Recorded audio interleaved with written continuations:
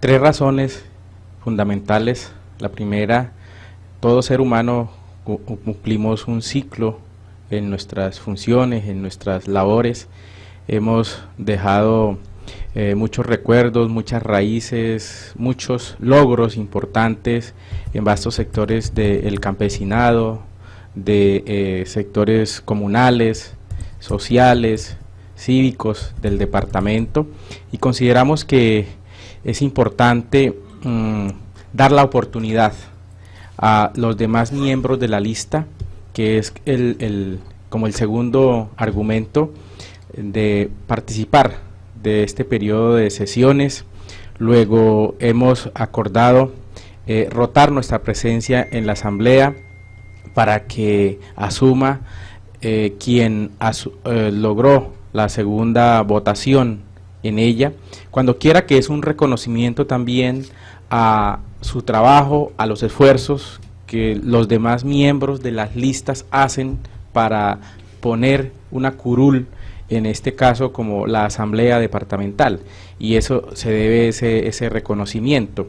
Y en tercera medida, pues algunas circunstancias de salud que vamos a estar tramitando, y entonces nos tomaremos un tiempo para ello, que no nos va a permitir seguramente estar constantemente en las labores.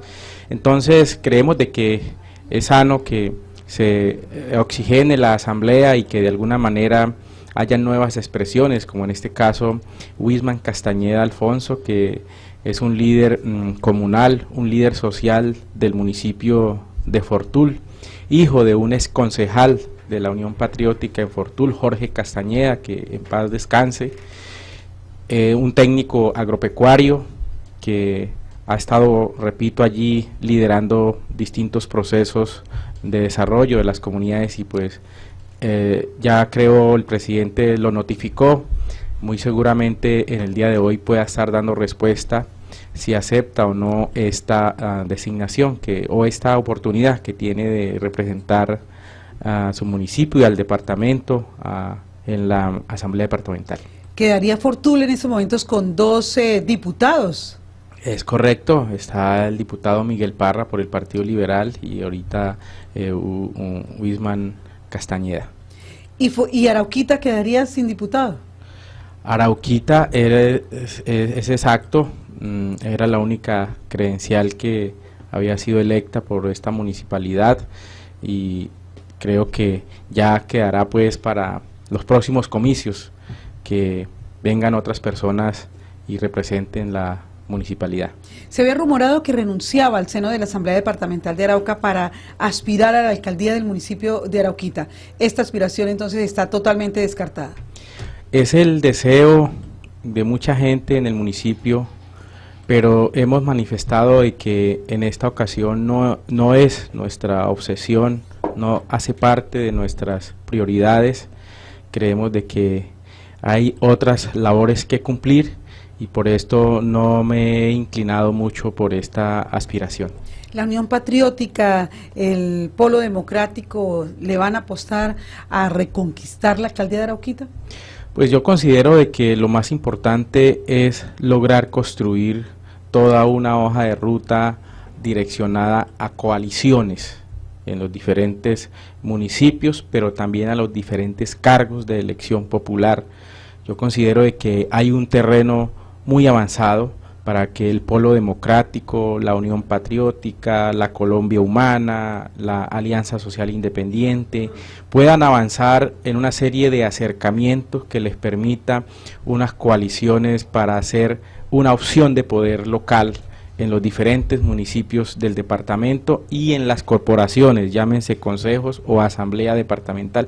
Yo soy partidario de esto, de que hay que unir todas las fuerzas, todas las voluntades para adquirir mejores posiciones. Creo que los individualismos o esas candidaturas que están saliendo así muy de partido, pues en este caso de los sectores alternativos aísla, no construye colectivamente, y pienso que hay que colocar el mayor énfasis en las coaliciones, en convergencias programáticas que nos permita avanzar. Quiero hacer un seguimiento al trámite del Plan Nacional de Desarrollo que, como se ha visto, pues lo que se puede definir es que es un acuerdo de élites para propiciar la inequidad social en el país, no para resolver los problemas estructurales que se tienen en los diferentes escenarios de la vida económica, social,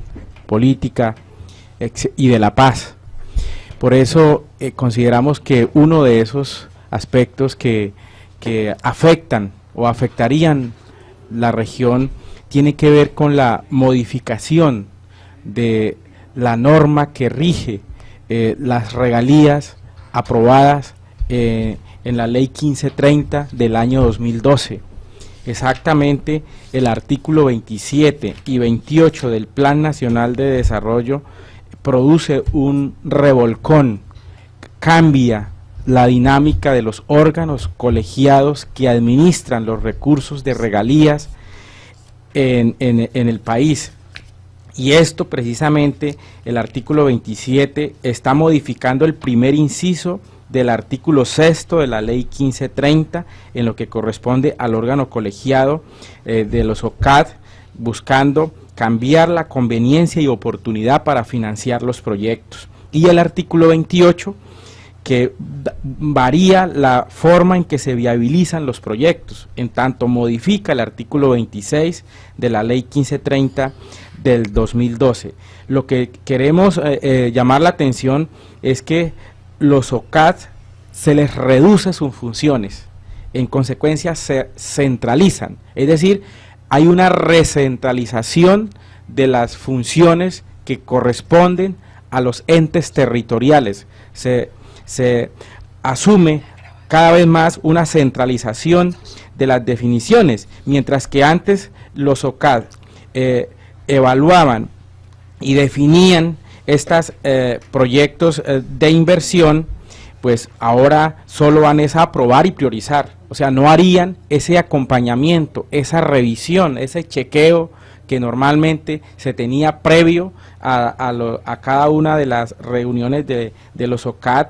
Entonces, eso desde luego que varía todas las posibilidades de financiar estos proyectos. Mientras, ¿y cuál es el cambio? Que ahora entonces va a quedar esa cargo de los ministros, de sus asesores, o en su defecto de los departamentos administrativos. Y esto pues es un giro total, porque allí el DNP pues va a tener poco acceso. Es decir, lo que encontramos es una figura para centralizar las decisiones que se van a tomar en los OCAD por parte de los ministros.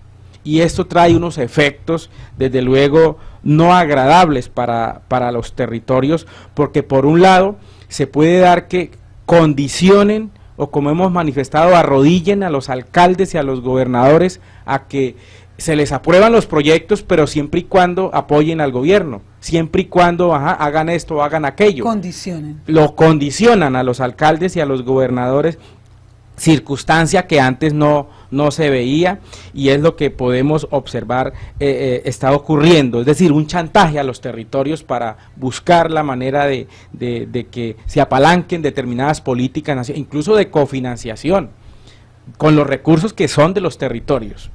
El segundo efecto de este cambio de las reglas es el que tiene que ver precisamente con la decisión de los ministros, porque aquí lo que vamos a encontrar es lo que ya de alguna forma manifestamos, la recentralización que se ha producido en los últimos años. Ha sido repetitivo, que cada vez más la descentralización administrativa pierde terreno. Con esta decisión que va inmersa en el plan de desarrollo, pues lo que se va a profundizar es la administración y la distribución de esos recursos, contrario desde luego a la ley, a la Constitución del año 91, que el espíritu fundamental fue la descentralización administrativa.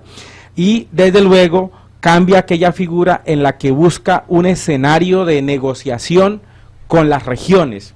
Y aquí es donde entran entonces a asomar la cabeza los representantes y los senadores, porque convierten en los intermediarios políticos.